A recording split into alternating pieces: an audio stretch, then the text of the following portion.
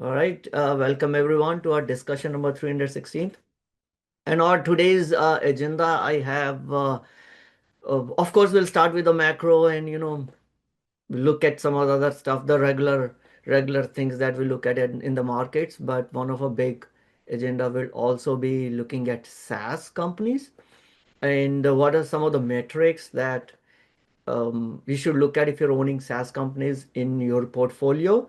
So I will view it from two perspectives. One is as a operational manager, right? If you're running a SaaS as a business, and the other one is from a view of as an investor, right? So first metrics will tell me which SaaS companies are doing good in terms of managing their business well.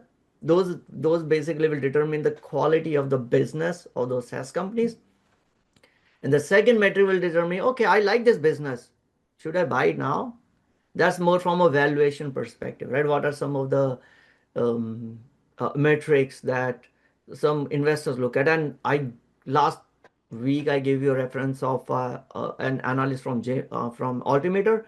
So I just picked up some of the things that they talk about it generally. Okay. So we'll talk about SaaS metrics and then we'll break out into the different breakout rooms around 12 o'clock. And then sometimes the meeting goes on depending on how much how much energy some of our folks have. But we have seen sometimes like we talked of for 5 hours. You know, I generally tap out sooner than some others who continue to have discussions in the breakout room.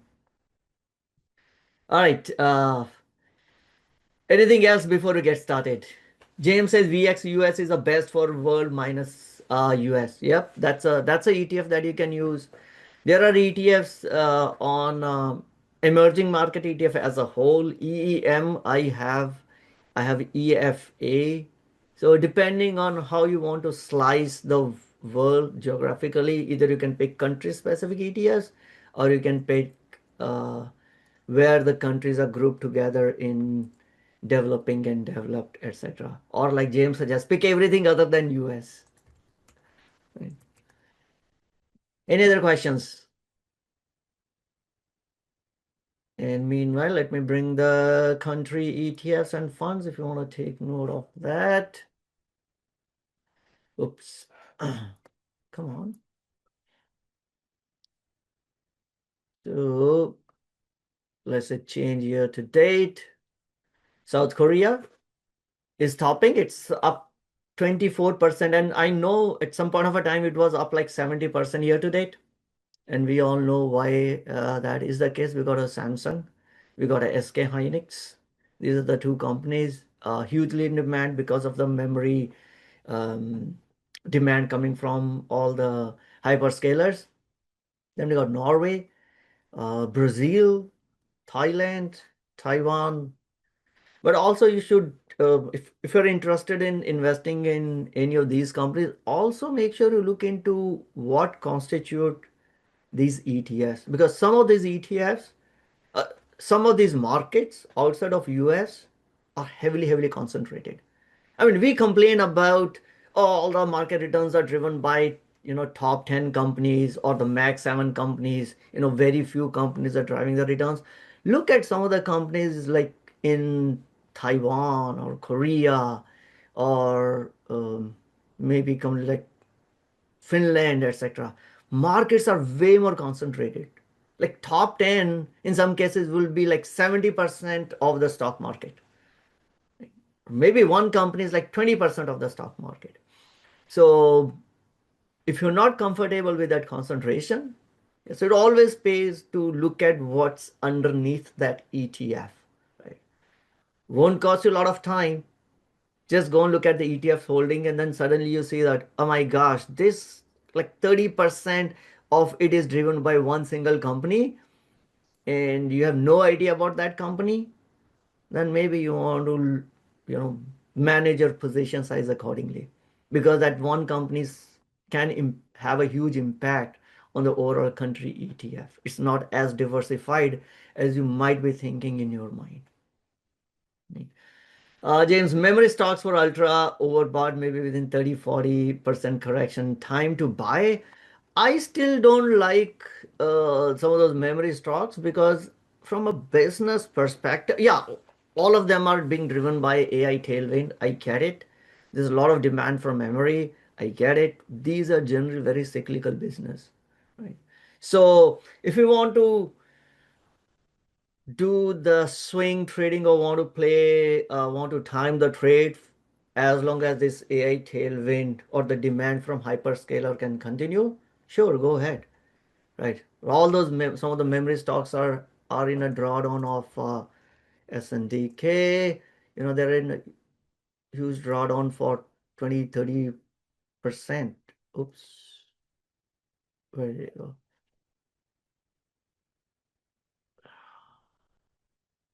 But no, this is still okay, right? So that hasn't gone down too much.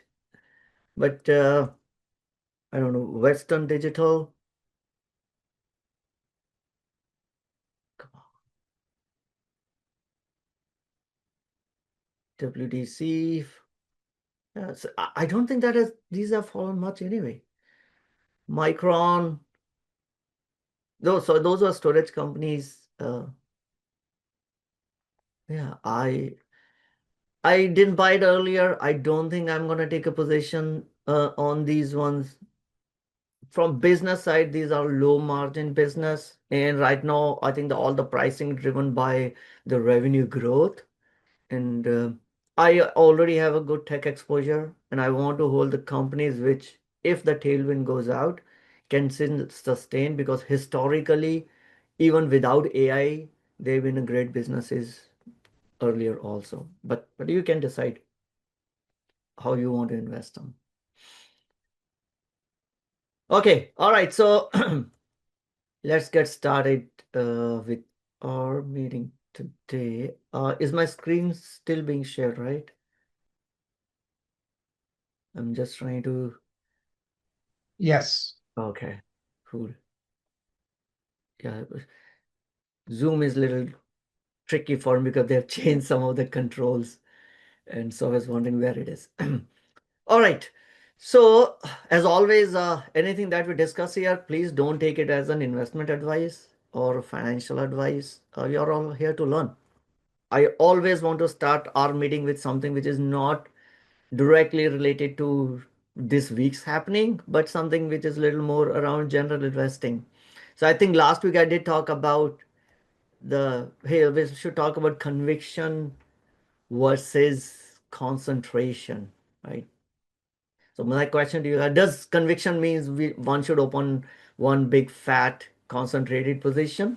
Because I see this on social media around, are you going all in? If you have a conviction, why is it that it's only 5% of your why you're opening like only 5% or 2% of capital in this particular company, right? Most of the time I see investor will either confuse or unnecessarily correlate conviction with the concentrated positions, especially when you're opening a position, right? And not market, I would say social media love people who have built in huge concentrated positions, right? Who have gone all in any of the stocks. I have seen many such, like Palantir has been one favorite over the last few years, 3 years, I would say, where those who got all in, and got like huge followers around anything on all in. We have seen the same case on Hims and Hers. These are a lot of some of these retail favorite stocks. Right? So, and on top of it, and it's not only that finfluencers or people on Twitter, on YouTube talking about all in. Great value investors like Charlie Munger says, right? Says diversification is insurance against incompetence. Right? Put all your eggs in one basket and watch it carefully. And I see this, and even some of these, even the current value investors also talk about let's say Manish Pobrai and others.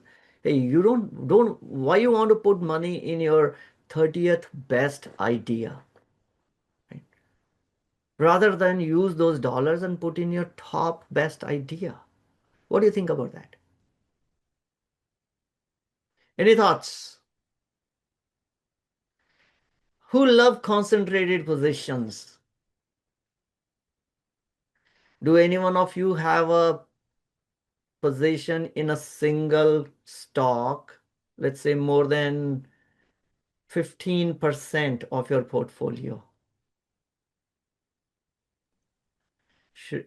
Shri says thumbs up. Shri, like you have a concentrated position? Yes. Okay, cool. Okay. So there are two ways. When I view it as a concentrated position, there are two ways. And that's why I track in my portfolio, I track it in two ways. One is, if I had $100 to spend, $100 to invest, did I invest $15 in one company? Or did I invest $5 in company and now that has grown to become 15% of my portfolio? These are two different things. Me personally, and you could be different. Me personally, I'm okay with my position becoming 15%. But me personally, I'm not okay. It's just because of my makeup, is that to invest 15% in an individual stock of all the capital available for investment, because that gives me, maximum I can invest in six companies, right? Then I have to be right in picking the right companies. And these are the two differences that we should understand in terms of when you're looking at your diversification, right? Ashwin says I have a 30% in Microsoft. Yeah, if you started with, I don't know how maybe your makeup is different. You can sleep well. I won't sleep well if I have 30% in any individual stock, right? Even though even it might have grown to become 30%, but I don't think I'll be able to sleep well. Niyanka says I have in Google. Pranav says I had in Hood badly hit. Yeah, so this is the like concentrated position is double, um, double-edged sword. It works well when that position goes high, and it hurts a lot when the position goes against you, right? You cannot have one and not have other, right? And as long as you're okay to manage, you're okay to with those swings, it's fine. Probably I would have been okay or would have a little more leeway if I had another source of income for me, right? Right now, for me, it's also important that I avoid big drawdowns. And having a huge, big, fat, concentrated position does open me to the risk of huge drawdowns at any point of a time.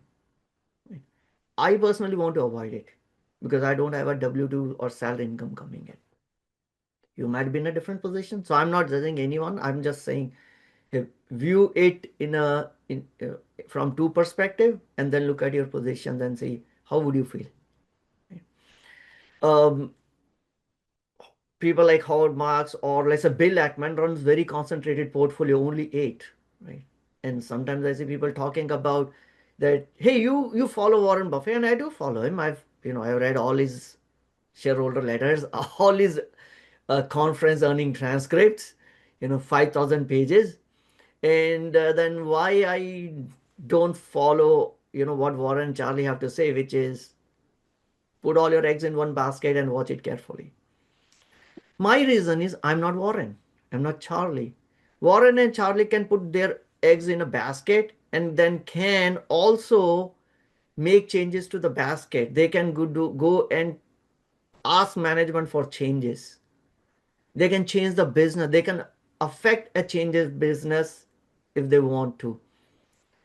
I, on the other hand, have no way to impact any part of the business. Or Bill Ackman, he can take an activist role if he wants to. So for him, it might work out. He can put all his eggs in maybe, all his eggs in eight baskets. And if you think that the baskets start to crack, he can go and, bandage the basket or, fix it. I cannot fix it. So I don't, I follow their thesis, but then when it comes to the concentrated position, I know what, as an individual investor, your limitations are, and those limitations don't exist They don't apply to these, big money managers. So then I can't follow exactly what they are doing it, right? So just want to share because I see a lot of these things. And now I also want to share in some, especially on the social media, if you build a concentrated positions, you get a lot of fan following, and then some days will come in and you basically get kind of wiped out. So I want to give some examples of some of the folks that have built concentrated positions and now became silent. Anyone followed Gur Gavin? In 2003, he was very active, and he was on Spaces and all that stuff. Because I was in PayPal, I followed him to understand his thesis behind PayPal. He had a huge bets on these four companies. Right? 2023 going into this year, Intel was his largest position. Now next is PayPal, his largest position. Now he's gone silent. Some people say, some fund managers say that he wiped off the account.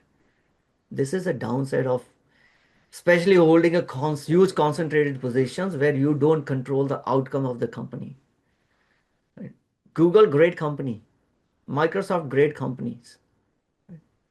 But so was IBM at some part of a time. So was GE at some part of a time. Right? And they all went into huge, huge drawdowns. I can't control the outcome of the companies. And that's why I hate building concentrated positions. And I'm okay to accept that I am ignorant about everything happening in the company and hence I'm diversified. That's okay with me. Uh, yeah, I think he used to also run some Discord and all that, and then suddenly say, okay, I lost the control of Discord. This guy has almost like 500,000 followers. Right? Never. And then you'll find, this was again, so some guy who was teaching how to get escape 9 to 5 and just traveled 59 countries and all that stuff. Again, had a huge following, then finally figured out this was all fraud. I mean, don't follow anyone on Twitter. You don't know who is doing what. And then someone, like this, I saw it yesterday, right? Someone posting a screenshots of, can you explain me, if you know options, how the long puts and long calls both are up. Can someone explain me here? What's wrong with this screenshot? People like this suck a lot of other people. And there are a lot of gurus on social medias. You gotta be careful. What's wrong with the screenshot? This is a screenshot from a paper trading account. It's not even a real account. We never know. Anyway, so anywhere, wherever you hear which will be, and this is what very common poll, right? Which is the one stock that you want to go all in? I'm like, there is never such a stock that I will ever go all in. Okay. Sam says logged your Twitter account. Oh no, I think there are a lot of great stuff on Twitter. I became active in Twitter only in 2023. I think I had my account earlier.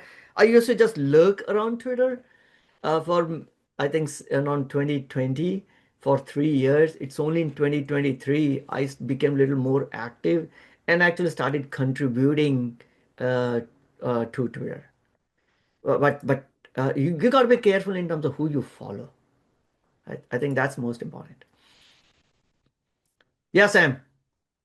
I said I locked. I don't know if you can see my Twitter when I tweet you because I do I follow you, but people that I don't follow me, which I got rid of like hundreds of them.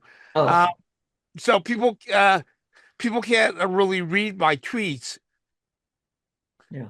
No, I think yeah, it's an open place. You got to be careful. And I mean, this is the only social media content that I consume. I got off Facebook like 10, 12 years ago. No, 2006, sorry, 2016. And then yeah, I don't have Insta and other stuff. But this is where I find a lot of value. And I think you got to figure out who you do want to follow. All right, so let's look at the macro level. On the macro side, no surprises. It's been a very headline-driven market, right? And rather than running your TA or doing business analysis, maybe we should do tweet analysis, right?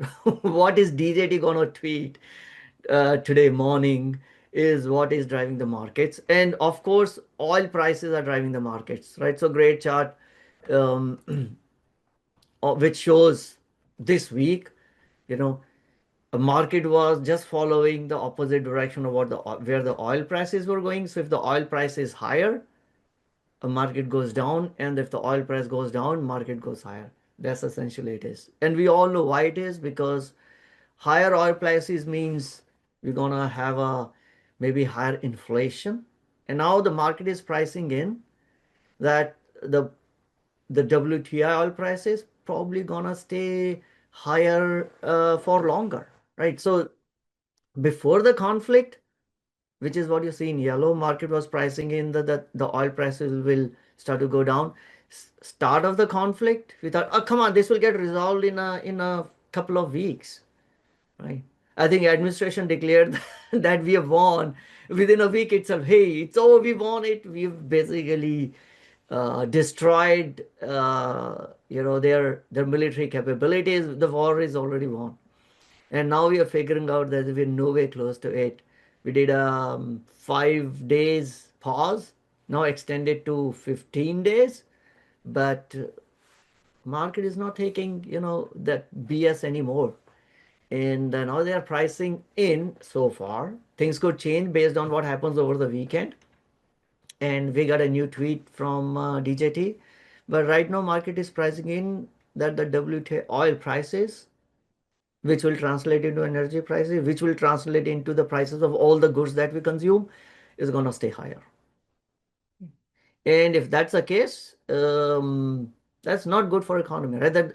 It will basically like lead to increase in inflation.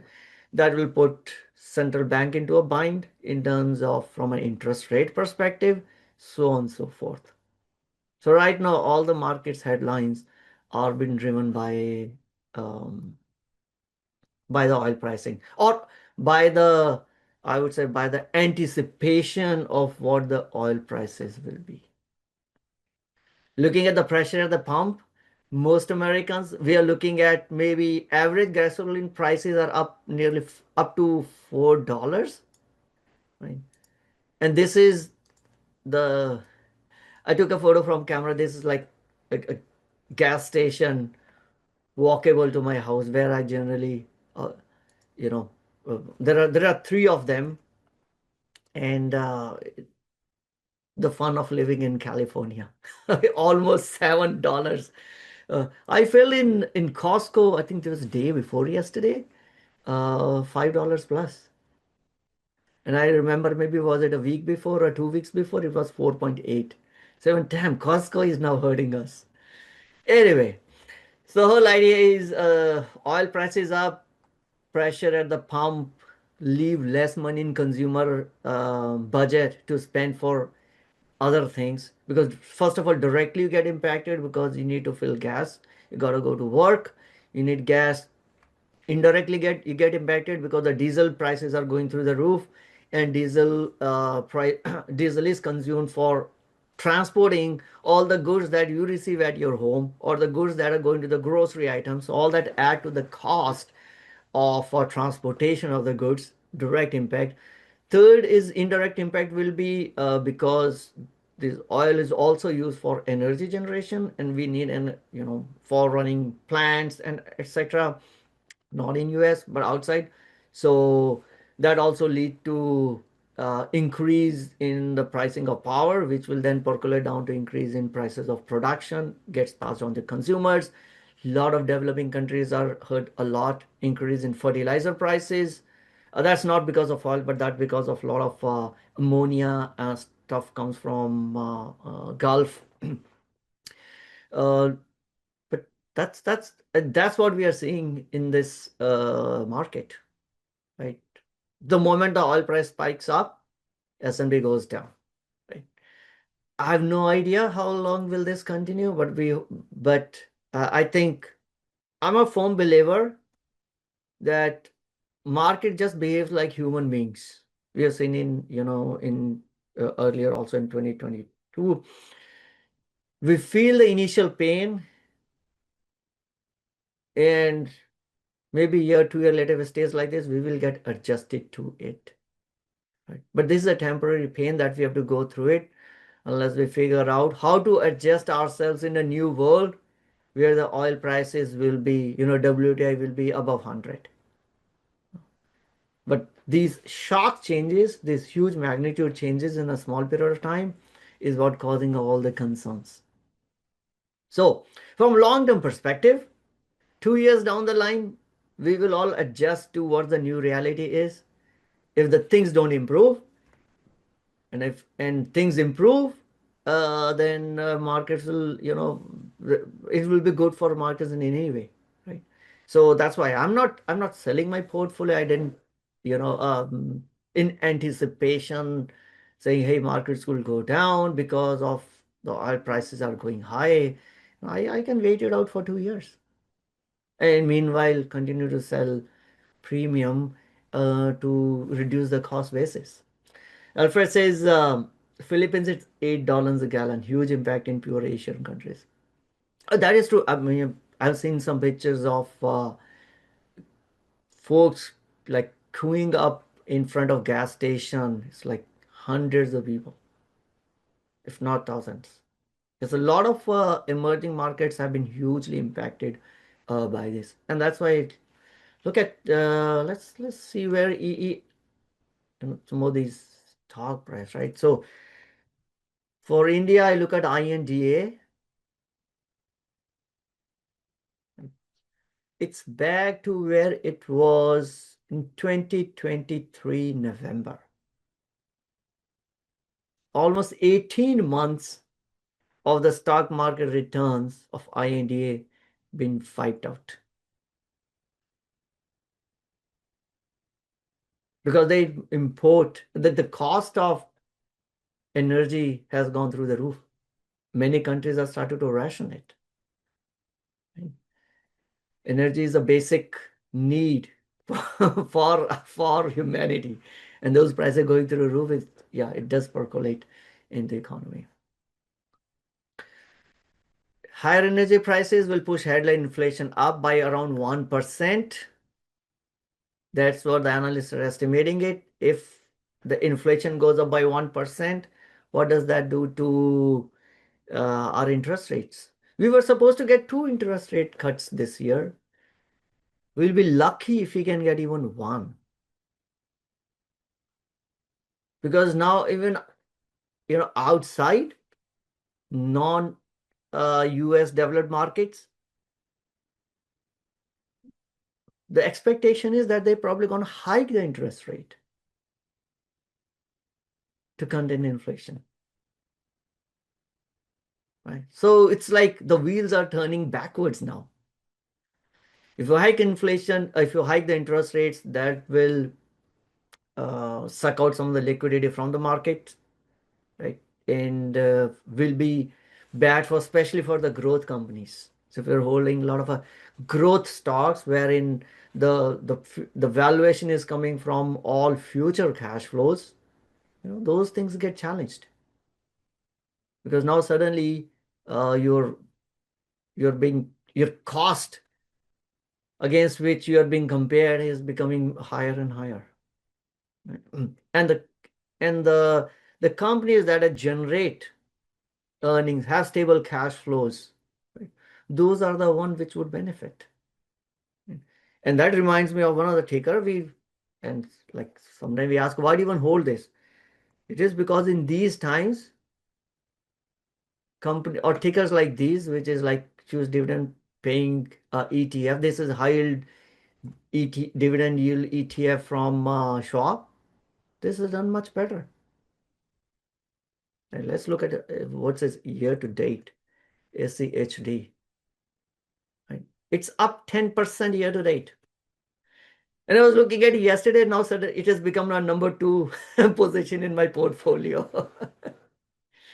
When the SPY does good, SCHD doesn't do good. But I want to hold things that are negatively correlated so that I don't get too big swings in the portfolio. But SCHD is now up 10% for the year because now the market shifted to, okay, who are the companies which are actually making money? If these trouble continue, we will gravitate towards the companies with the stable businesses and are generate good cash flows.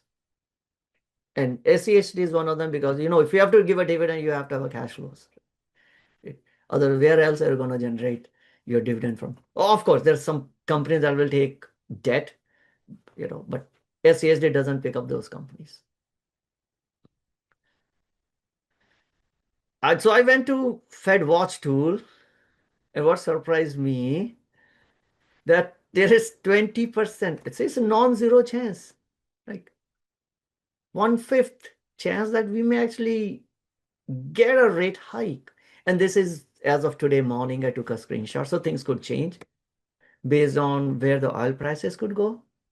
But I never thought that we would actually be talking about a rate hike now. Forget about rate cut. Looks like market is not pricing in any rate cut for this year. Right? It's only 3% is currently pricing in for one rate cut, like 25 basis point rate cut in December. We're actually talking about rate hikes.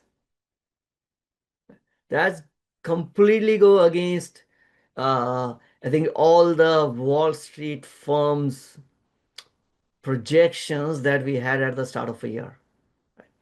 Tailwind was gonna get rate cut, great for financials and all that stuff, good for liquidity, market will open up. Now all bets are off. Again, it all depends on what's the resolution, how long will it take for us to resolve this oil crisis. Definitely it is taken way longer than we thought, and that is now showing up in these probabilities, and also showing up in treasury yields. But it's a 10, it says what, 4.7%. Maybe show 10-year note, 3.9, almost 4%. I don't think this is right. But anyway, so gotta be careful. But things could reverse with one tweet saying, okay, we made a peace accord with Iranian. I know last week we have submitted what, 15 point of peace deal, and Iranian rejected that deal, saying, hey, we don't want to, this is one-sided and all that stuff. So I'm sure negotiations are going around, and we'll figure out. And the market could just rip higher. That's what we saw on Monday. After one tweet, it looks like market is like waiting, like a soccer ball or volleyball or an inflated ball being pushed under the pool. And let's say if we get a resolution to this, maybe next week, no one knows when it will be. There is a huge possibility that the market will just rip higher. And that's the challenge as an investor is, gosh, if I sell it now and the market goes up like 2%, 3%, 4% in a day, we have seen that. Right? Liberation week. And I was like, dude, it's like up 9% in a day. Imagine you got out and then 2 days later the market goes up 9%. That's a difficult challenge for us as an investor, where there is so much of a volatility in the market, and that could just change by a single tweet.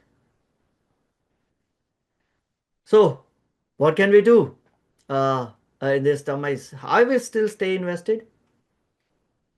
It's a time to remind ourselves that we have seen over the years, over decades, there have been many, many worse situations than what we are seeing today. We had a similar issues around Russia, Ukraine. Yeah, markets were troubled that time. We had a weakness in the market, and we got adjusted. You know, we figured out how to live with that war, which is now still going on for what, 4+ years, or maybe 5 years. Right? So as long as, again, this is my personal opinion. If you don't need money for next 2 years, you should need money from a stock market to pay your bills for next 2 years. Right? Stay invested. That's what I'm doing. Right? And I will continue to sell premium. I was just sharing with some of the folks, or I put it on Twitter, and this is why, I'm a firm believer. I have no idea where the market is gonna go. I'm not the, one of those forecasters who will say, this is where the SPY will go, this is where the market will go. I have no idea. I don't control the micro stuff. I don't know macro. I don't control micro. I don't know what the CEO of my company will do. I don't know what Donald Trump will tweet. As an investor, we can trade or invest in the market as the market is, and stop complaining about how the market should be. This is a lesson that I learned ever since I started, dealing with options in 2016. Stop complaining about markets. Right? Take the market as it is, and then figure out what can we do, or you do, or as an investor can do. Right? When the wall is high, I'm gonna sell the heck out of the premium on options. Right? So this week has been the most amount of premium that I sold in last 13 weeks. That's all I can do. And so if market continues to go down, yeah, I'll continue to generate, sell some calls against it, cushion it. The losses on the long portfolio will be cushioned, and stay in the market. I can't control the market. Neither can you. You may think that you know where the market is gonna go. Come on, but you also know. Can you disclose the tickers you sold premiums on? Majority, so except my hedging trades, all the tickers are, you see those trades on my website, right? Hedging trades will become too crowded. And for the hedging, it's SPX, NDX, QQQ, SPY, XSP. These are the three tickers from a hedging perspective. Right? All others you see on, and let me just pull up. View all trades, view open trades, view all trades. So I've started building my May positions now. So got a BABA position open. To me, I opened like on Friday, Apple, EEM. These are last 3 months of the trades that I opened. It doesn't include the one which are hedging. And when the markets are not doing good, the hedges works. I mean, make most of the dollars. But you can see all this stuff other than the hedges. Right. Ashwin says 100K per month premium profit is not profit. It is what I've sold. And I think, yeah, I just don't want to come across as, as a person will say, hey, it is all rose and, all, what do you call, sunshine and roses. Because, hey, this year, since the market has gone down, all the hedges are printing money. So though you see a lot of on the option side, a lot of a good amount of profits on the option side, which will compensate for the losing position on the long side. But if you ask for it, then I can share. Okay, so let me just pull up from the end profit perspective. This would be the position. Okay, let me just pull this up. That would be no. So 2nd Feb was the best week. This is amount of the basically option trades I closed, means the premium is now banked. And this week 11K. Not every year is like this. And if the market starts to reverse, I'll lose money on options, but that's okay because I'll gain on the long positions. Right? But so far as compared to 2025, we already, from an option income perspective, it's already, I think it's already reached what I did in 2025 from options perspective. Of course, the overall portfolio is down because a lot of long positions are down. But that's how you use options to compensate, right? You put a buffer on trying to lose less overall. But that's all I can do. There's nothing much you can do while you wait for the markets to recover. Okay, the tickers we talked about. Mortgage rates close. Lilia says mortgage rates close to 7%. Can it cause housing market fall? Housing market is already stagnated. I think Jay, do we still have Jay? He's a realtor. He probably knows a lot more about housing market. I do not actually invest in houses as an investment because from my perspective, I think I have a much better return uh, and less stress dealing in the stock market and a lot more liquidity in dealing with the stock market than the housing market. We have Jitendra. Jitendra, do you have any comments? You are in this space. 7% mortgage. Will it crash housing market? What are you seeing in this?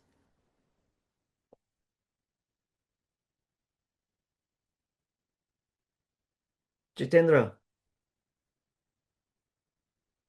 maybe he's not in position to talk, but I don't know. I mean, housing market has been challenged for ever since the rates went up 7%, almost 2 years ago, right? Oh, housing market hasn't done much in the last 2 years.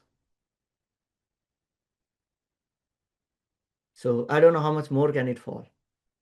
But again, I don't track this market.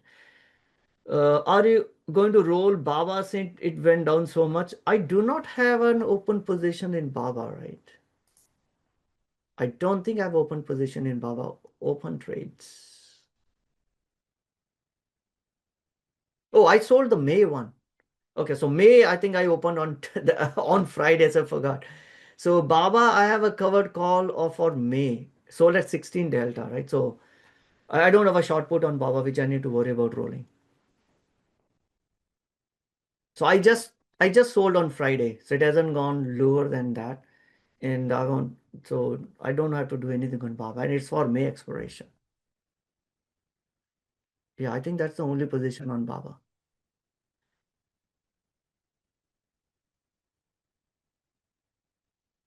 All right, from a fear and greed index, we're still in 2 digits. I know during the Liberation Week, I've seen this ticker at 4 or 6 was the lowest, right? And that was a great time to buy. So from a overall delta perspective, I'm still bullish. Bullish means I'm still keeping positive deltas on portfolio, and will start to add more if I see this fear and greed index going in single digits, right?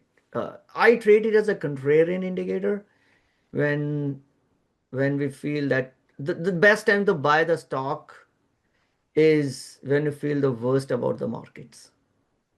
Right? It's always reverse psychology. And the best time to sell in the market is when everyone is gaga about the markets, right? Nothing can go wrong in the markets.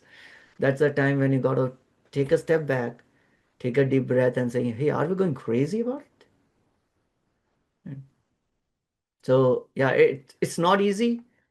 It won't be easy to put money when everyone is, running out of the door.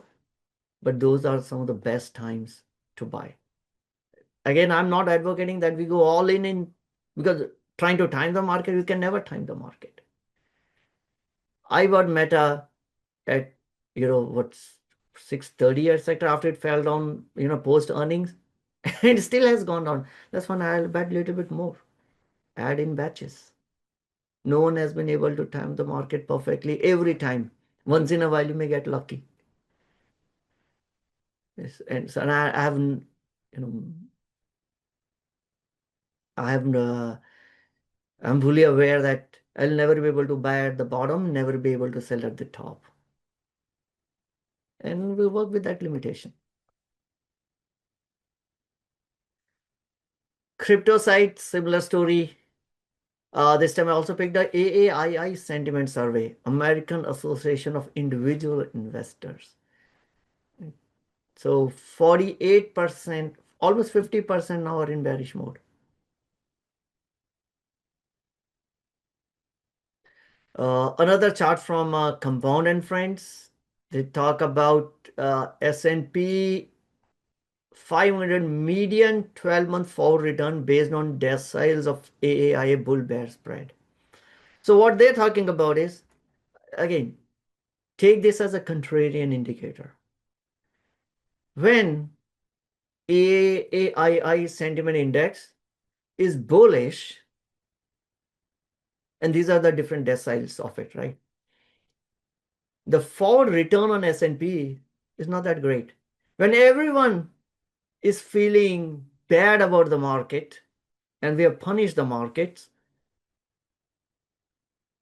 that's where it's a time to go and start nibbling in the market. And right now, we are the most bearish sentiment in the market. We're on the top deciles, and this is data since 1987. So the median return when the individual investors, as shown in the survey of AAII, are in the top decile of bearish sentiment, the median return for next 1 year is 16.2%. Again, history doesn't repeat itself. Maybe this time could be different. But we're talking about 1987 data. Probably there were more things than we had what's going on right now. But I think over general, at least I've seen in my own experience, is the best time to buy the stock is when you feel the worst about the markets. Yeah. One more, 61% of the tech is in bear market. Energy is the best performing sector. Tech is one of the worst one. More than half of the tech is down. Bear market means it is down 20% from last 52-week high. That's a technical definition of bear market. And we all know why this is happening. Sasocalypse or Sassacre, we talked about it, but that's what causing a lot of weakness in the tech. And number two, on the discretionary side is because if you are saying inflation continues to run high, then the discretionary sector get hit. Yeah. And yeah, energy is the top performing. It's on a 52-week high right now. Right. This chart is little, maybe 2 weeks old. So the numbers could be a little off, but forget over the numbers. What I want to focus on in this chart is the directional, right? So energy is, right now, energy sector is up 30% for the year. Or at least if I look at XLE, which I own, XLE, oops. Energy specific ETF. Oh, it's actually up 37% for the year. So energy is up. But the earnings growth is only 2.3%. All that pricing growth, the growth in the stock price is coming from multiple. Right? And when the sentiment changes, first thing that changes in the market is the multiple. Right? Because the earnings growth is dependent on the business side, and business doesn't change week to week. Business doesn't change month to month. Right? If you're selling to customers, generally you'll have some long-term contracts and all that. What changes in week to week or a short-term duration is investor perception, which drives his PE multiples. And right now, from a 28% growth, 25% of that price improvement is because of multiple. Earnings have driven that growth only for 2% or 3%. So if you're trying to chase or if you're trying to take positions in some of these sectors or the companies in the sector that have gone high, look for it. Is it had gone, the price has gone high? Is it, how much of it is driven by the business earnings? How much is driven by the sentiment or the multiples or the anticipation of the future? So right now the energy in the consumer staples are, multiples are driving the maximum portion of the growth. And now coming to the other extreme, financials or technology. Technology sector is down, let's say when this chart was built 2 weeks ago, it was down almost 7%. Earnings have been growing. So is it the multiple compression that has happened? And because of, hey, we suddenly have questions around whether these SaaS companies will survive or not. What is the future cash flow growth of those companies, right? Is the terminal value now zero? And all of those concerns are driving the multiples down. It's not that the businesses suddenly have stopped making money. Businesses currently are making money. They are the growth. They're projected to make money for the next year. S&P, when we got into 2026, S&P average EPS growth for 2026 was 12 to 14%. I don't think we have taken that down yet. Or maybe we'll know in this next, the Q1 earnings, when the CEOs come and say, they give their projection, that time we'll figure out if there's been any change in the growth expectations of the business or not.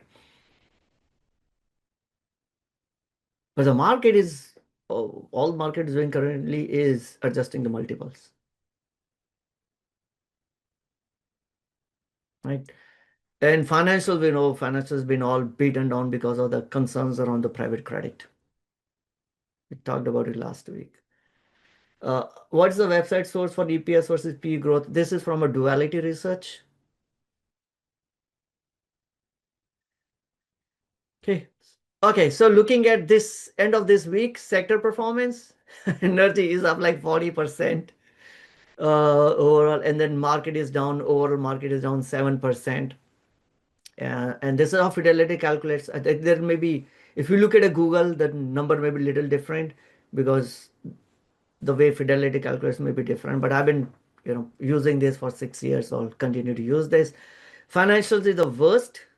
Now, if you start to get a rate hike, that won't bode well for financials, right? All the positive sentiment around the financials were, we're going to get a rate cut, which means, and consumers are going to get bigger tax refunds. They're going to use those tax refunds to go and spend it. But now it looks like all those bigger tax refunds will get eaten up by the higher cost of gas, right? So you're not going to go and spend on, buying a new car or buying new appliances or going on vacation. So you're not going to take more loans, etc.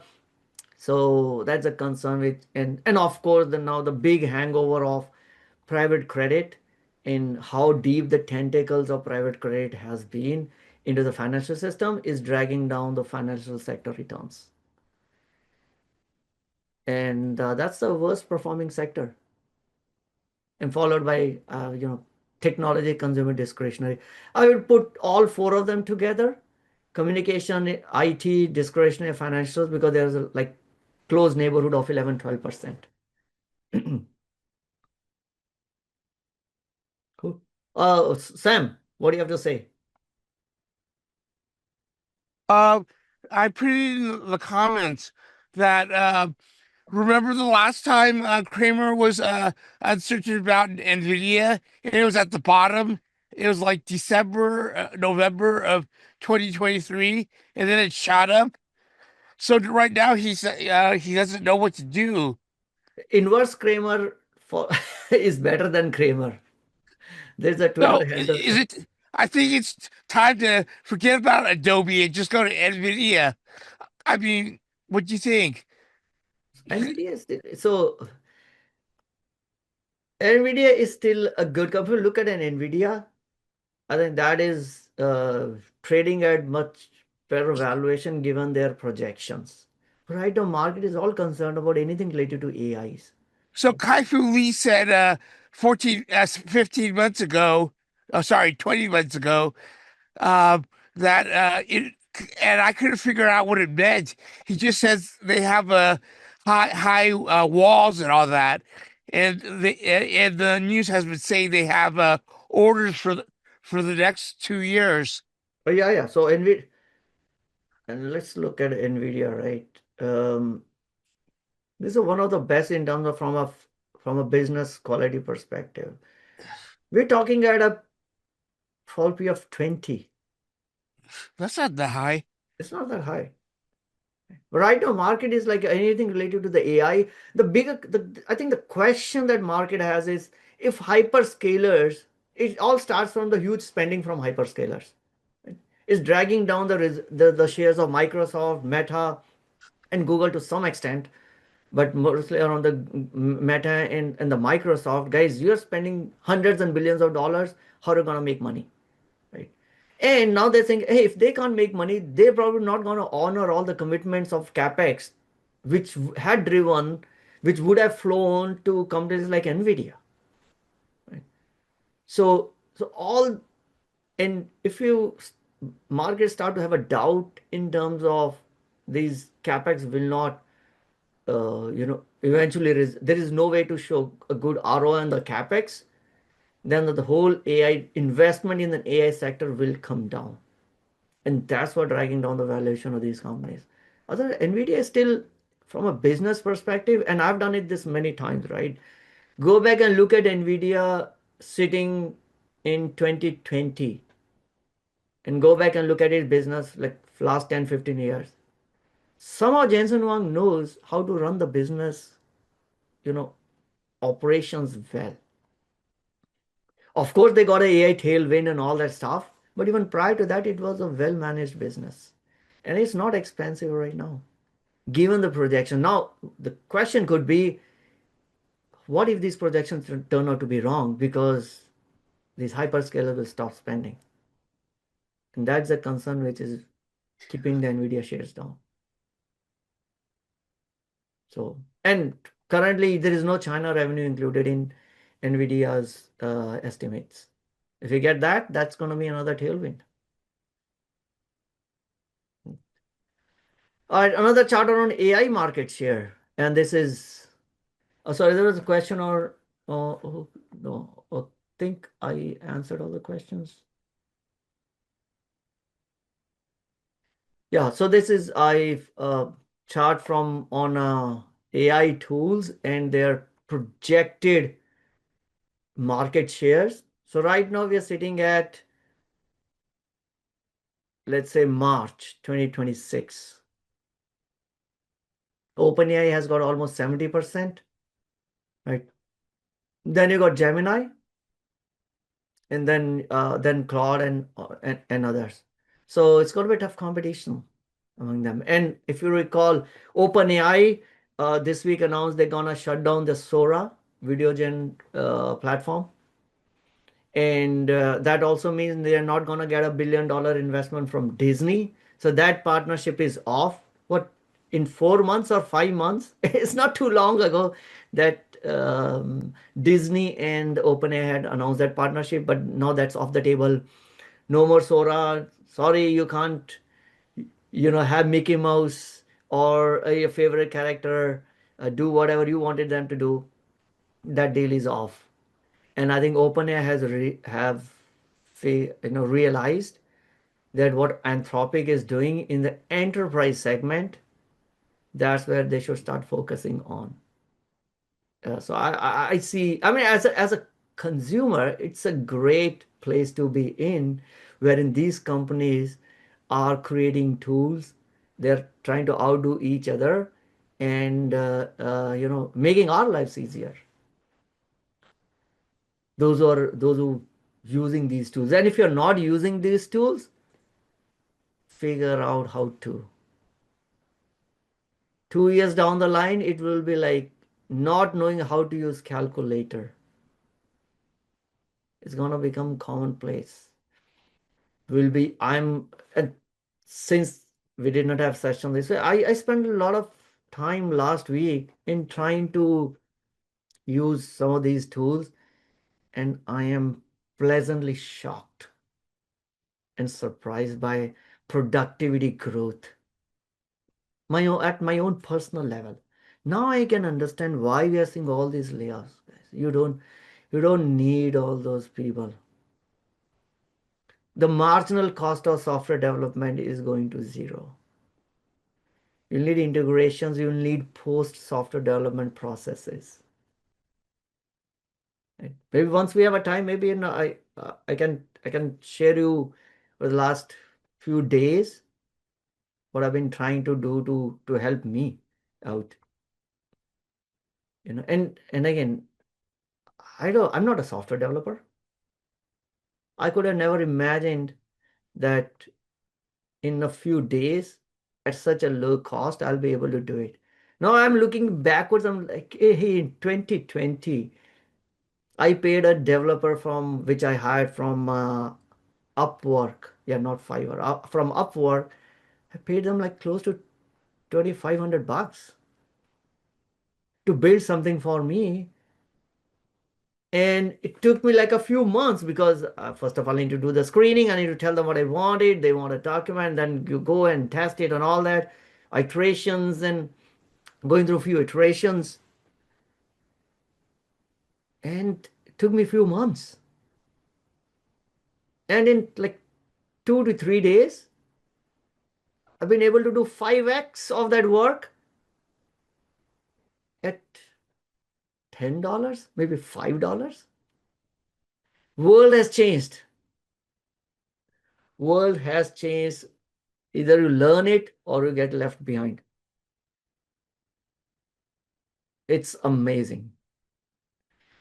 How are you using AI? Maybe I'll show once we get into the breakout room. I am so I mean surprised and someday you feel you feel I was telling to my kids, I feel young again. Then I can get back into some creative mode. The big obstacle around not knowing a language of developing a software that has been taken away. And now it's all based on what I want to. However, it's all based on I'm now only limited by what I can think about ideas. All right, let's talk about Meta and Google, or I'll skip the news, but this is where the Meta and Google had challenges because we had a verdict over these social medias are causing harm to kids. And there was, I think, a young lady, she had sued Meta saying use of social media had pushed her into depression state. There are arguments to both sides in terms of where do you put a product liability versus personal responsibility, you know, and but I'm not going to debate that. This was debated in the courts. And for now, the LA jury found Meta and Apple negligent for designing social media platforms that are harmful or addictive to young people, right? Even though it said that you shouldn't be using it if you are less than 13 years of age.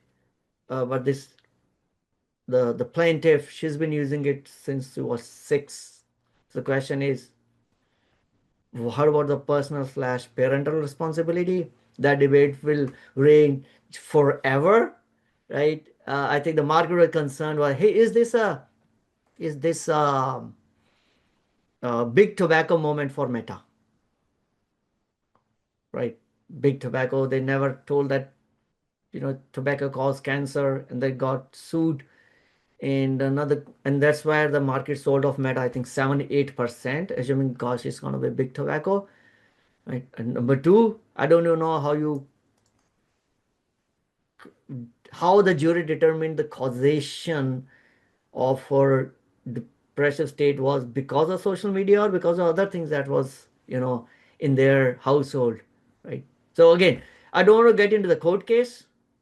I respect the court judgment, but what I want to focus on is there was a Mark Mahaney's. Where's my? Okay, I think I have a tweet later on. So I thought this was an overreaction, so I did add a meta. So let's go through that. I can. So Mark Mahaney of Evercore Partners, I listened to him and I kind of agree with him. Right, the group between 8 to 13 is like a mid to single digit percentage of Meta's global user base, right? Explicitly, they mention do not use our product, right? So you got alcohol at your home, some underage person consumes the alcohol. Are you gonna sue alcohol company? I don't know. Where does the responsibility lies? You know, big tobacco. So unlike big tobacco, there is some positive things about social media company. There's nothing positive in terms of drinking alcohol or smoking cigarette. But there are some positive things on social media in terms of entertainment, information, connections, and all that stuff. Of course, you take it to extreme. It could be depressive, or you get those, anxiety and all that stuff. And fourth is not new for Meta. This topic has been debated. We've gone through this multiple times, and I thought it was overreaction. Like I said, Meta was already in 33% drawdown. It's trading at a cheaper than the overall market, and I still not a big position, still below my threshold. So I picked Meta, little bit of a Meta this week. Okay. All right, so let's getting back to the other stuff that I want to talk about. Time to be careful. VCX. How many of you saw VCX? This is a fundraise innovation fund. If you fundraise used to have private credit funds in which they used to invest in real estate market. Ever since after 2020, since 2023, real estate market is, because of the increase in mortgage rates, market hasn't done much. So they pivoted to becoming a venture fund, and they recently launched their VCX, which is called, ticker is VCX, Fundrise Innovation Fund. It was launched on March 19th. And I don't know, when did I took the screenshot? On 24th. And it is already up 1000% in less than a week. I don't know who's buying it. And of course, they are only floated, I think, a very small percent of overall the number of shares. So fewer shares, a lot of retail investors are clamoring for it, and they are willing to pay 28 times what the holdings are worth. It's never gonna end well. So if you're feeling FOMO around VCX, go out, walk in sun, touch the grass. These things don't end well. And I'm waiting for an options to be available under it so that I can then start taking some defined risk short positions on VCX. And I expect we may see some similar stuff, because I think there's a lot of investors just want to get exposure to Anthropics and the OpenAI and the SpaceX, and don't want to wait until it comes public. It's not that you're getting at the initial stage of SpaceX on OpenAIs. They're already valued at hundreds of billions of dollars. In case of SpaceX, it is being valued at more than $1 trillion, $1.5 trillion. I assume we're gonna get a SpaceX S1 pretty soon. We'll know what is in it. But it's not the first time, won't be the last time, that we have seen that a company that have been valued richly in private pre-IPO market And there could be many reasons why they get, valued richly. Just couldn't withstand the scrutiny of public market because they did not have the business to command this valuation. And then post IPO, give it a couple of months, 6 months, lockup expires, shares just crashes. So I'm not rushing in. Like I said, I probably take the other side of the house, and I'll wait for them to come IPO. Anthropic, OpenAI, SpaceX. It's not that I'm getting at a Series A round anyway. They're already very richly valued. I mean, Stripe cannot come to IPO now on their private market valuation. Look at Databricks; they've been raising like now round Z or whatever in the private funds. They know the private public market is going to be brutal. So what many of these companies are doing, I started seeing it especially in last, I would say 1 year, 2 years, they're allocating more and more capital to retail investors. Under the name saying that we want to give more retail investor exposure to IPO prices. Yeah, come on. We want to take it as a suckers because our institutional investors are not going to pay $1.5 trillion worth for SpaceX. Maybe SpaceX will get it because I think they want Elon's business. But generally, if you're trying to come at a valuation in which your institutional investors don't want to pay up through their nose, yeah, you want retail suckers to come in and bail you out. Sure. Give it as a low. Let us determine the pricing. Then we'll talk about it. Anyway, so I'll be excited to see what a SpaceX IPO would be. Sure, probably out of the gate, we may see a huge jump, but I want to see how much they're making before I'm gonna touch or invest in any of these companies. A lot of hype in this. As a principle, I don't invest in IPO anyway. And I'm okay to miss out on some of them.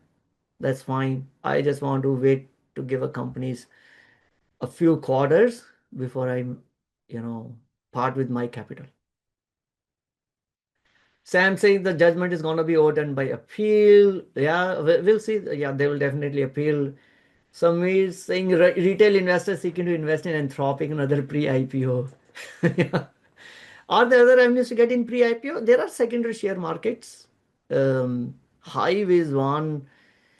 Forge Capital is another one, wherein these companies' employees are selling their shares. So you can go and buy those shares. But you don't have much information to make an informed decision. So that's the issue when you're investing in pre-IPOs. Right? And remember, we are not going to invest in 50 pre-IPOs like the VC firms do. So if one of them don't work for VCs, it's okay. The other is still fine. If one out of 50 works for them, they're gonna make their money. So we try to ape VC action, but we don't have a bandwidth to do 50. We're gonna do only one. And if that works out, it's like it's like a coin toss. It's like a worse odds than coin toss. So but yeah, there are avenues for you to invest in pre-IPO. I'll skip that. We just want to get into the SaaS metrics. So yes, what did I buy? I bought Meta. Again, not an investment advice, but I want to be transparent because we talk about a lot of stocks, and at the end of a month, I'll share what my top 15 are. And I sold no stocks. Okay. All right, I'll sip some coffee. Any other questions before we jump into the operation SaaS metrics? And maybe we'll cover. Let's see, we got 24 minutes. If we are able to cover both, we'll do both. Otherwise, maybe we'll keep one for next week and we'll open the breakout rooms around noon.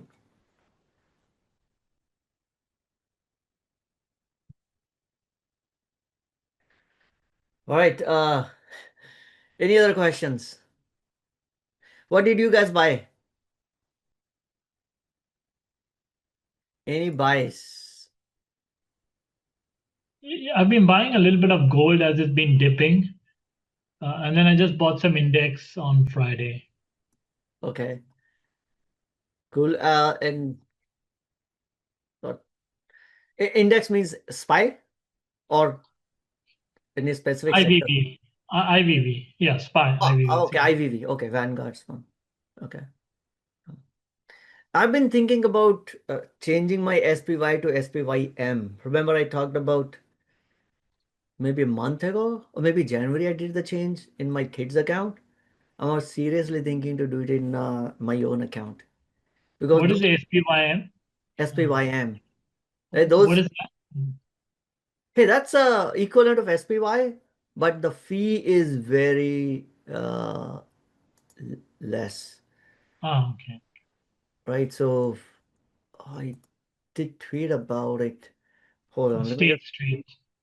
let me go to that because it was almost like I think in my kids' account I did it because if it done over 40 years, it was the difference between just from the fee was $1 million. So I did Wow. say, hey, it's a easy peasy million when we did it. I did in Jan, right?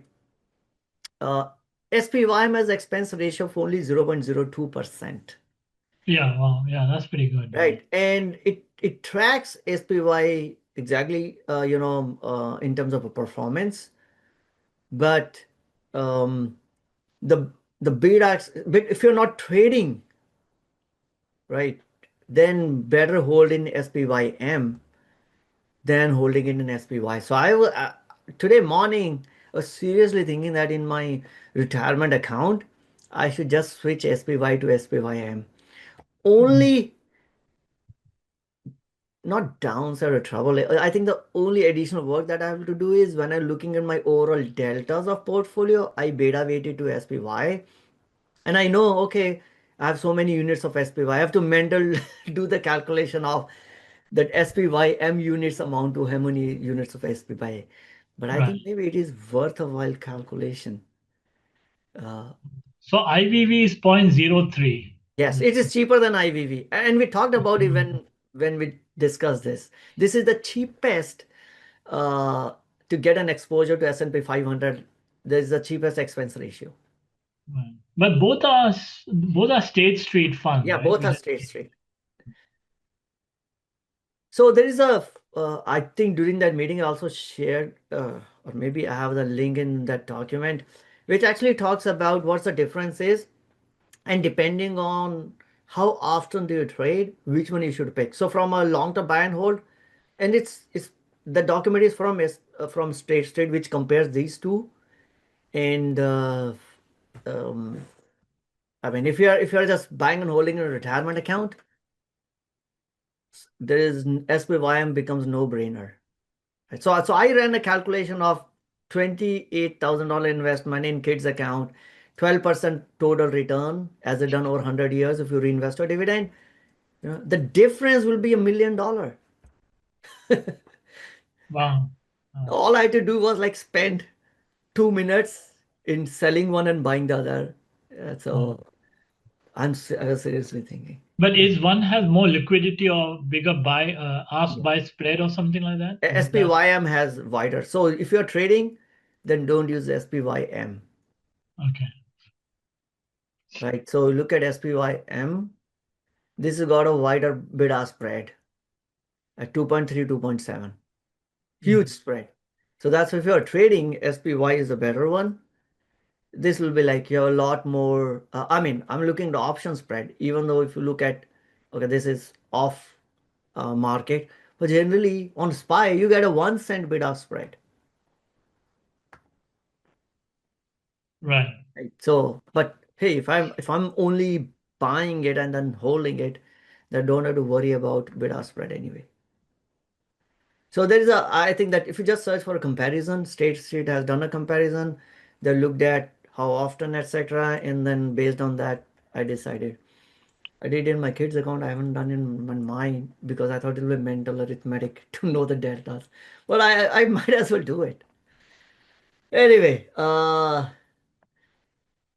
So we said bought UNH, healthcare, and healthcare and insurance combined together. I just don't understand that. So what was your thesis to buy UNH, Chandan? Is that it's been beaten down, which is true. Yeah, just gonna hold it for long term, like really long term, 3 years or so. And it's below what Warren Buffett bought it for. So yeah. Okay. I mean, yeah, it's a stable company, mature company, but Yeah. got beaten down because of all the issues that UNH had recently for the last year.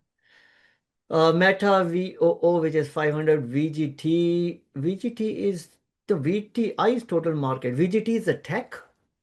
Sorry, I don't use Vanguard ETS because the options are the beta spread is too wide and options, but yeah, it's a tech. Okay, who else? Pamela says she bought CRH. See, this is a new. What is that company? Building Material Solution Ireland. We are now looking at a halo trade. It's a $67 billion company. Not much of a growth, but yeah, growing their EPS, decent cash flows, pay good amount of sorry, not good, but dividend growing. Yeah, this is like one of these nowadays this is back in vogue, the halo trade, right? We are seeing and I think that's was the dividend yield. Yeah, 1.5% dividend yield. Oh man. Again, I don't know what valuation, etc. I don't think I ever looked into this company and run it through my framework, but not too expensive. VOOQQQ took Meta and lots of S&D get put got assigned. But you're veteran in managing these assignments, so you'll do fine. Why would you do SPYM versus VOO? Because SPYM has got a little cheaper. Isn't VOO has got is a higher expense fee than SPYM? I think last I looked, I think that was the case.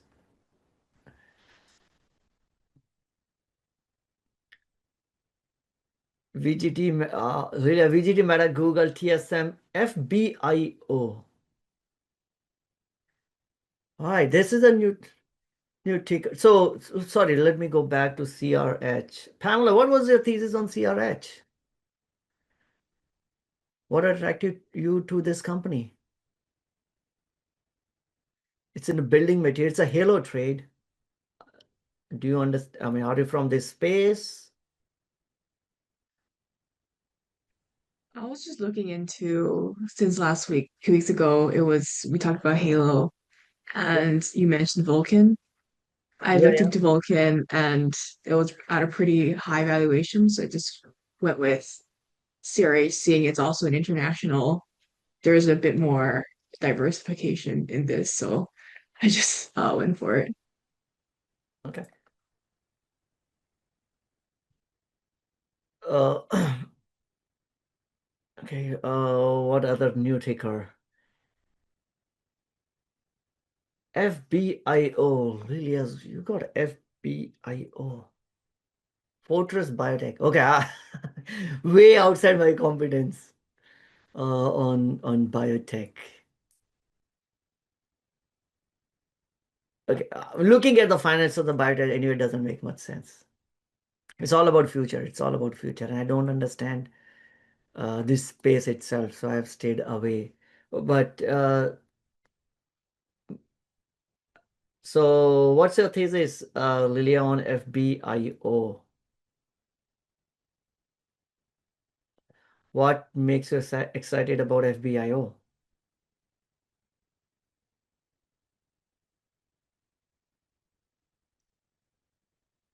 Uh, all right, I'll move on. Is okay. Doesn't matter for long-term investment. Tesla. Tesla bulls. Uh, I don't even need to ask why somebody bought Tesla. There could be hundreds of reasons. I think I sold a call on Tesla. I'll probably will be I don't think I'm gonna add right now anymore on Tesla.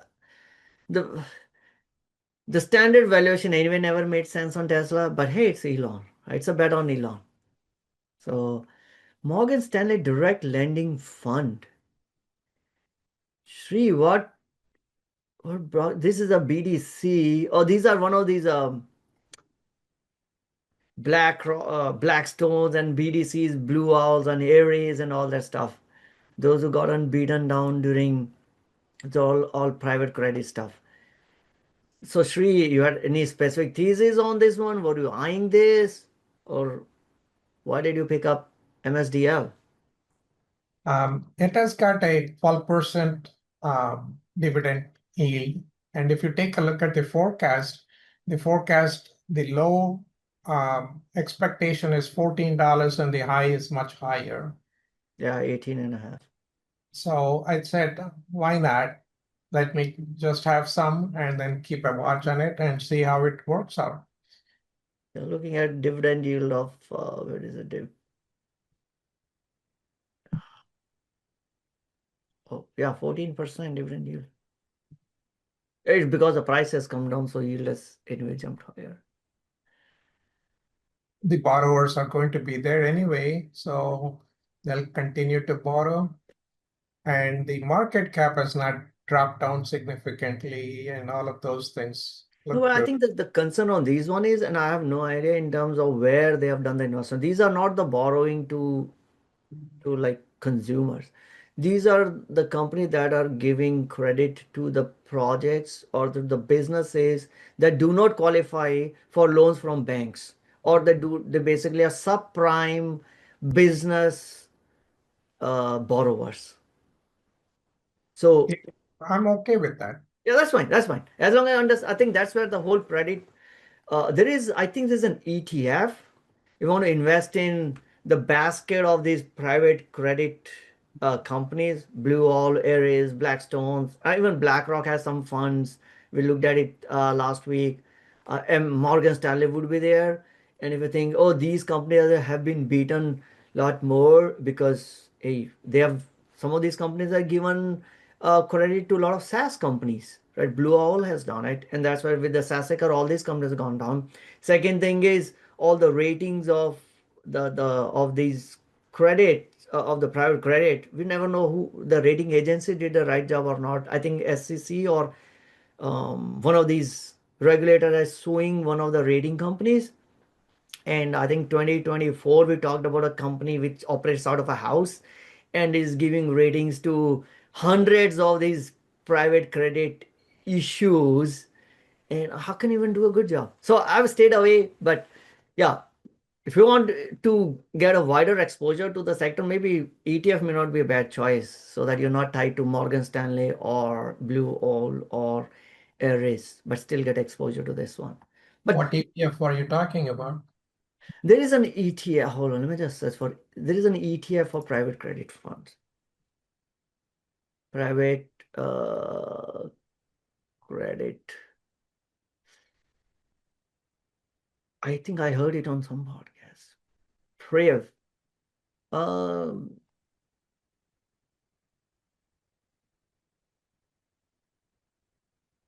oh, this is the BDC. These are the business development countries, not countries, what companies, right? So if you look at Morgan Stanley, they classify themselves as a business development company, BDC. Right? I'm sure even Blue I Owl. think for BDCs, I think it's BZID is the ETF. Yeah. So that's where it is, right? Vanek BDC Yeah, income, BIZD. BIZD. Yeah. BIZD. So even this one, they all come under a business development companies. Anyway, good ticker. All right, so let's get into SaaS operational metrics. In 10 minutes, probably we'll cover one and then we'll cover the next one in our next session.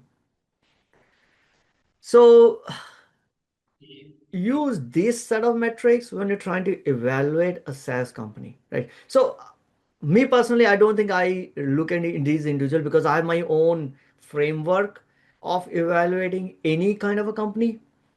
So I run it through that framework, and then if I find something, okay, I think this first pass is okay, then I'll dig deeper into if it is a SaaS company, I look at these metrics. If it is a non-SaaS company, and then I look at the different metrics, right? But this, if you are investing in a SaaS company, some of the metrics that you should look at, classified into different categories of metrics. One is growth, in terms of how quickly your business is growing, right? That you can look at your, ARR, annual recurring revenue. This is like a holy grail. You want to look at your MRR growth and ARR growths, right? MRR, or compounded monthly growth rate, right? This will normalize your, if you're month over month, you have a lumpiness, which in some cases could be, then it will normalize and take away all that lumpiness. Right? I think most of the time I focus on ARR growth. Right. And the other thing we want to look at is customer concentration. Right. This is always one area where I put in a risk factor. When I viewed Arista Networks, and I hold position, but I say one of the risk factors Arista Network is these M&Ms, right? Microsoft or Meta is more than 30% of the revenue. I want them to bring it down, even though it's not a SaaS company. But so even for SaaS companies, I think focus on ARR, growth in ARR, and the customer concentration. Some of the formulas that you can use, and I think I just put it in a Google sheet, and I want to use it, so that it automatically gives me all the numbers.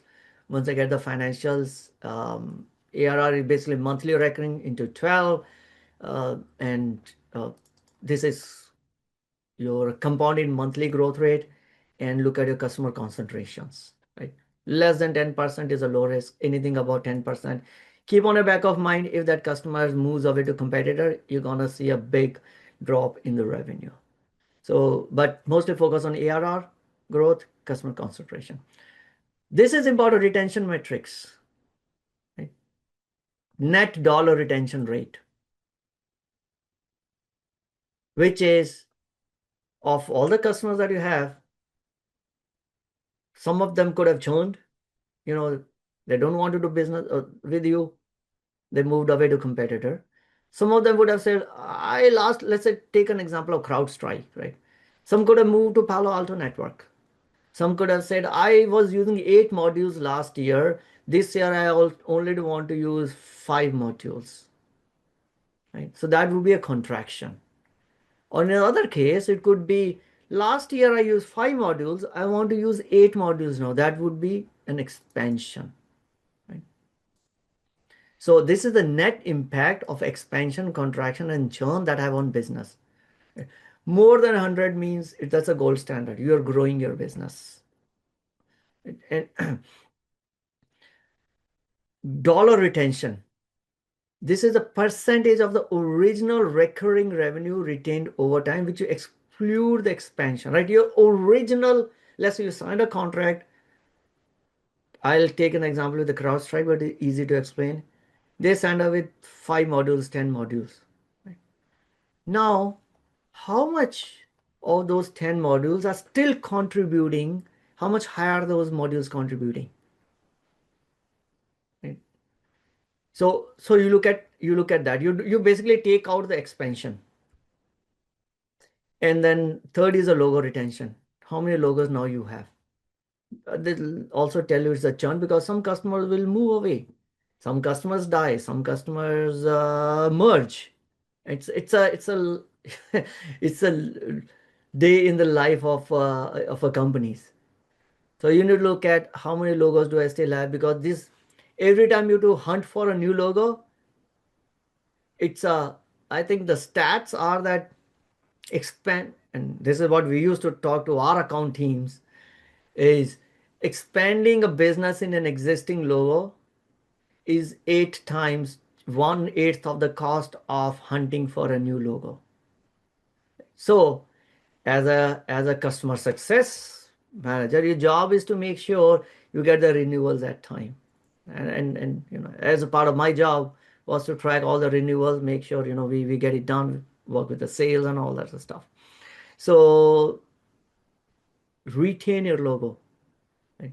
And if you're seeing that the logo retention in SaaS is lower, 70%, 80%, then it means every time the sales, every quarter or every year, you're digging a new well to, drink water or hunting for a new water source. It's not a sustainable business. And eventually it will show up in your margins. But this will tell you where the problem lies. You may be able to grow your revenue. It won't tell you that the revenue growth. It will show up in your margins, and it will show up because you are losing logo and you're spending a lot on S&M to grow your revenue. This talks about the sales efficiency metrics, right? I mostly focus on customer acquisition cost and payback period. How much time does it take to acquire your new customer? And as you guys know, I also attend once in a month. So last fourth Friday of every month, I go as one of a panelists for judging a startup pitch contest. Some of the questions that we have is your how much is your CAC payback and CAC versus LTV. I think that's the next metric I'll talk about. As a startup, you should know. Right? This basically talks about how much average cost to acquire a new customer. Right? And this is once you got a customer, how much does it take for that customer's gross profit to pay back the sales and marketing expenses that you have done? What I don't want to do is my sales and marketing to meet their quota. They give a lot of discount, right? So they will still meet their revenue number or their sale number, but the payback period will be huge, right? The payback period will expand because the customer is not as profitable. It means the deal wasn't good. So that's why looking at a revenue doesn't tell you always the right picture. Again, when you look at a financial number, it will show up in one of those numbers, but this will tell you where the pain point is. Okay. In gross margins, we all know what gross margins are. This is customer lifetime value. Hey, what I don't want to happen that you spent $400 to acquire a customer and the customer lifetime value is $300. Like our company would have been much better in not doing that revenue. It's much better to not grow that revenue because it is value destruction for the shareholders. It's like I'm throwing away $400 to get back $300. Make no sense. But if you have a CEOs or if you have a executives who only looking at short term, because I got to meet my number because my incentive is tied to my number. And look at a proxy statement to figure out how the leaders are being compensated. If you are being compensated on growing a revenue, you can grow your revenue while destroying value for shareholders. Right? So that's why I don't want to look at the revenue growth in isolation. And I know a lot of these new company, newfangled, new SaaS companies or small companies, look at they grew 100%. You can always buy revenue growth. Anyway, so lifetime value is amount of revenue that a customer will generate over the entire duration of the subscription. As a manager, they should know this, right? Burn multiple is basically you should know when you have to get back into either you have to raise the money or if you are do you run a risk of exhausting your runway. You have to go back for secondary, or if you're not public yet, you have to go for a next round of funding. Right? ARR per employee, okay. I think it's gonna increase right now for all the companies because if they start to use AI, this will show up here. But I think more important will be gross margins, lifetime value, And a runway is not that if you are already a public company. I mean, you should look at in terms of how much cash, etc. they have. But these are the three will be important ones for you to know, especially the companies that are recently coming public, or if you want to invest in a pre-IPO companies, ask them for these numbers. If you're investing through Hive, tell me I want to see these numbers from whatever, right? Databricks or Snowflake is public anyway, or any of the other, let's say Ramp. I want to see these numbers for Ramp. Ramp is a subscription-based company. It's a SaaS company. Ask for these numbers before you decide and say, I want to jump into this. All right. So those are at a different categories, few things that you should look at to understand whether it's a business wise, are they doing a good job or not? Is the management running the business in a nice way or not? Once you figure out, I think this is a business I can invest in. Next comes at what are you paying for that business? That's where the valuation will come in picture. So we'll take valuation in our next week. So we just hit our noon mark. We'll look at the valuations of SaaS companies and how you could evaluate some of them, which are different operating metrics you could look at, which apply to SaaS companies next week. All right, so I'll open up the breakout rooms. I'll stop recording and we'll be around for another hour, 2 hours, depending on how much energy you guys have. And there's an open house